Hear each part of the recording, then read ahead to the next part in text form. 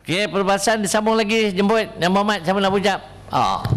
Bismillahirrahmanirrahim. Ya. Assalamualaikum warahmatullahi wabarakatuh. Waalaikumsalam. Yang berhormat Datuk Speaker, selamat sejahtera, selamat pagi kepada ahli-ahli yang berhormat. Alhamdulillah, syukur saya kepada Allah SWT kerana dapat bersama-sama di dalam Dewan yang mulia ini. Dan juga ucapan terima kasih, jutaan terima kasih kepada Yang Berhormat Datuk Speaker kerana memberi peluang kepada saya untuk sama-sama membahaskan bajet Negeri Johor 2009 ini. Sekalung tahniah kepada Yang Berhormat Menteri Belia Johor yang telah membentangkan bajet bertema menghadapi cabaran memelihara kesejahteraan rakyat. Menyedari suasana ekonomi dunia pada tahun 2009 akan dijangkakan bertambah menguncup, bertambah merudum, sudah sepatutnya lah kerajaan lebih berhati-hati dan mengamalkan perbelanjaan berhemah. Harapan rakyat, bajet defisit RM2.75 juta ini tidak akan meningkat apabila sampai ke penggal pertama, kedua dan ketiga nanti. Rakyat memerlukan pembangunan. Saya melihat dalam laporan bajet, Pejabat Menteri Besar Johor mendapat peruntukan sebanyak 52.5 juta bagi program dan projek kecil dan sederhana untuk rakyat bandar dan luar bandar. Inilah peruntukan yang sepatutnya diagih-agihkan kepada setiap DUN tanpa mengira kawasan BN atau Pakatan Rakyat, tanpa ada agenda politik dan juga semata-mata untuk kesejahteraan rakyat.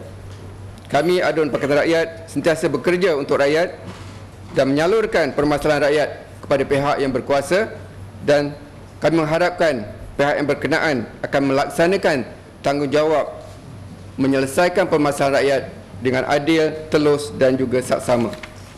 Yang Berhormat Datuk Speaker, saya tertarik dengan perubahan yang berlaku di negara kita ini.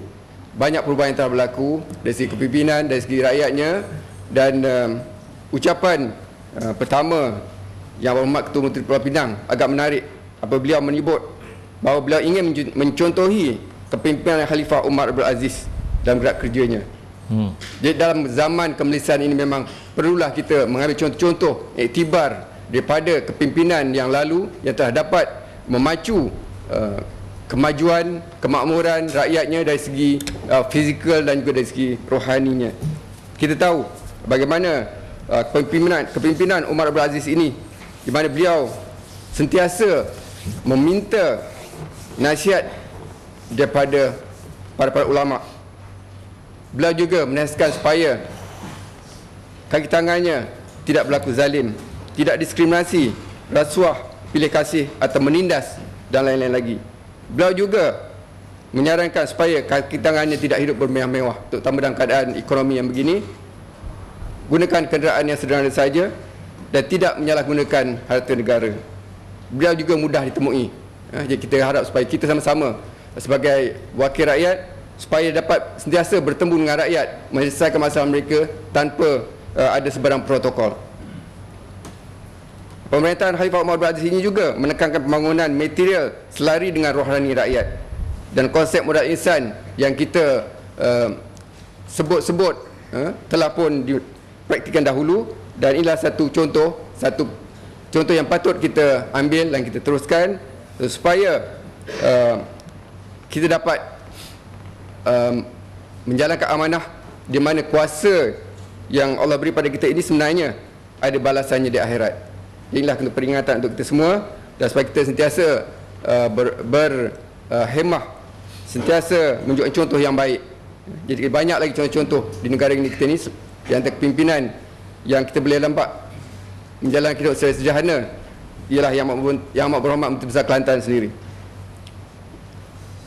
Yang Berhormat Datuk Speaker, saya juga tertarik dengan saranan Yang Berhormat Pemanis semalam tentang pemilihan ahli majlis tempatan, pemilihan ketua-ketua kampung.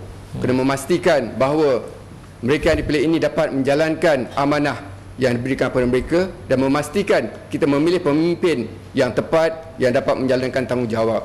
Begitu juga dengan pemilihan ahli kuasa surau dan masjid. Kita pastikan mereka ini terdiri dari ahli Qariah yang memang sebenar-benarnya ingin memakmurkan masjid, ingin menjalankan tanggungjawab yang berpahala ini untuk rakyat jelata.